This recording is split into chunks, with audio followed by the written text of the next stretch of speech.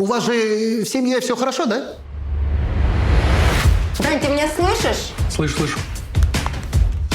Я не играл. Ты же помогаешь Насте ежиков делать. А жена мне зачем?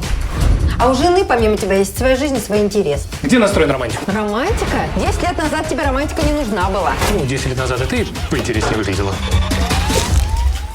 Ну, тут все понятно. Марс в зените в 5-м доме, видишь?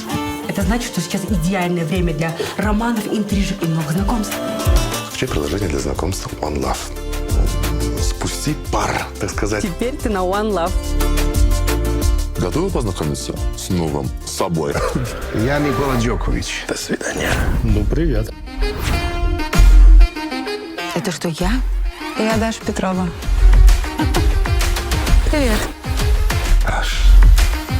Я про легкое общение. А хочешь, я прикол расскажу? Ты гуглишь, что ли? Да. Я задержался на работе полчаса. Полчаса? А она мне говорит. Где ты был?